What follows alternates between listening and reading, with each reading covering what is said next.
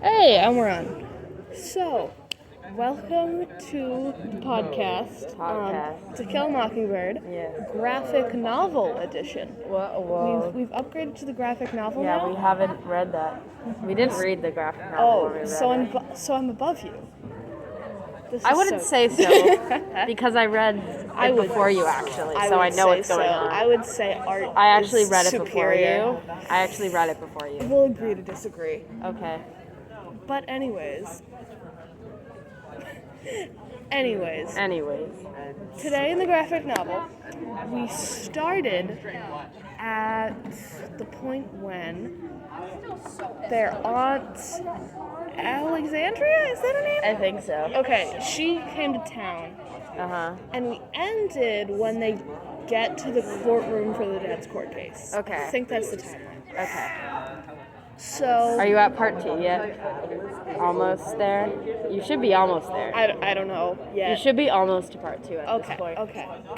That's when it gets interesting. The court case part is starting. Okay. You're all. I think. So I'll I start don't. from the beginning. Okay. Aunt Alexandria comes to the house Yep. because of reasons. And Scout really doesn't like her Yeah. because she's like a Miss Lady, or like Yeah. she's like the antithesis of Scout.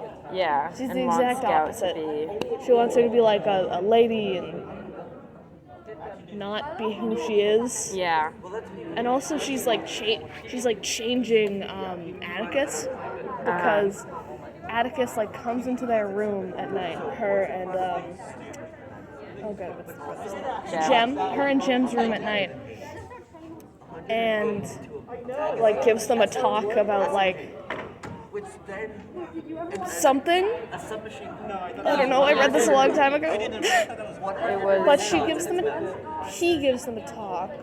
Isn't it like they need to be like better around? Yeah, I want to say it's their behavior, Maybe. but I'm Maybe not it is. sure. I don't know. Maybe it is. But either way, they're like, oh no, what's happening to Dad? And then they talk, and then Scout gets mad at Jem for reasons. Yep.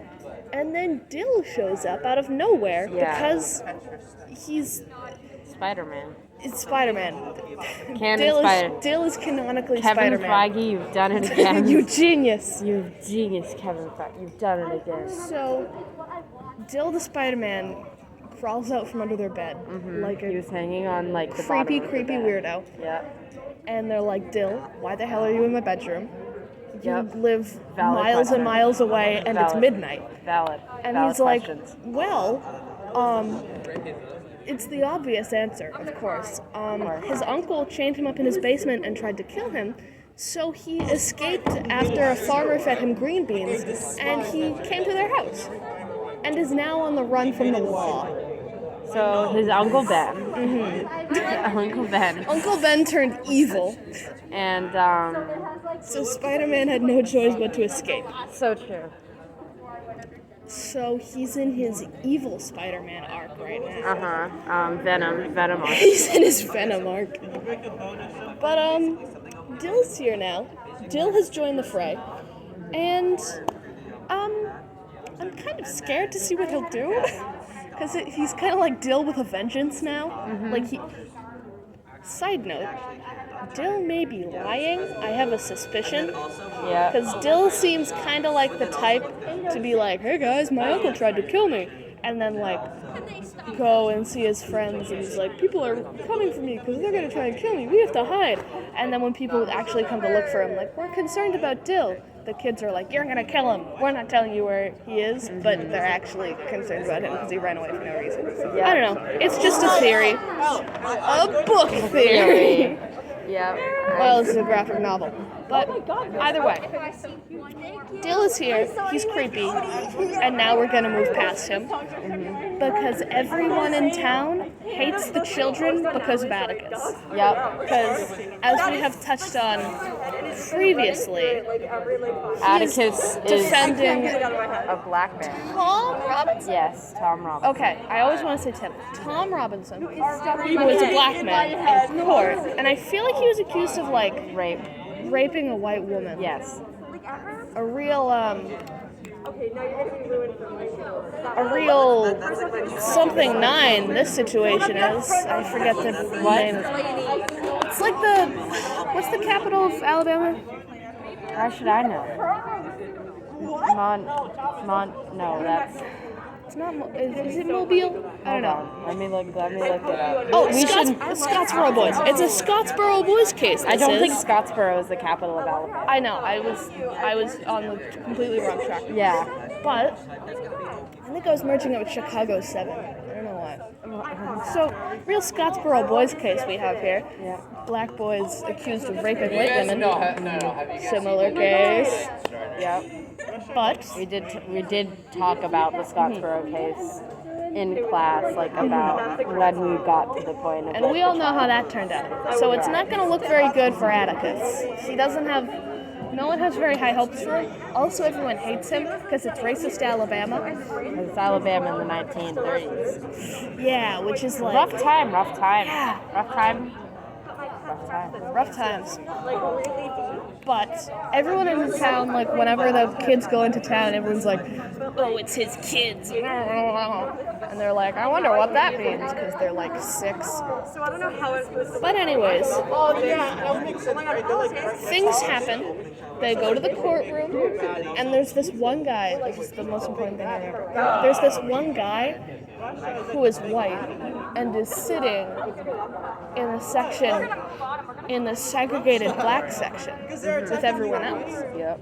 And the kids are like, Atticus, what is that guy doing? Why is he up there? And Atticus is like, he wants to be up there. And they're like, why is he choosing to be in the worst section? And I'm not saying like, worst they're in the fact. they're in like the nosebleeds of the courtroom. Yeah, they're not in the worst. We're not racist. They're in the nosebleed section of the courtroom. Yeah. So, but he's just like, he would prefer to be with all of them than with us. Yeah. And the kids are like, huh, Great. wonder why. What wonder? Gee, I wonder. But like, that champion man, That champion of a man, Atticus.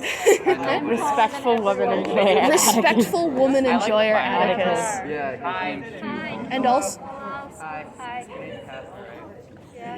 And also, whoever that guy. Oh, hello. People. Guests. Those are all our guests. All They the don't know their guests. guests. They don't know their guests. Surprise guests. But this guy who's in the who's sitting in the segregated section on purpose. Yep. I really want to see who he becomes. He seems like a good guy too. Also, he's drinking whiskey out of a brown paper bag. And I love that. Chad. We have a Chad, ladies and gentlemen. One viewer. Chad, another respectful woman enjoyer. We Probably, do. Maybe. Maybe. He We don't really know is much at a about court case about rape. We don't know. We don't know. But before we end the episode, just one last thing I want to touch on is how reading a graphic novel is like a totally different experience. Well, not totally. It's a very different experience from just reading like a book.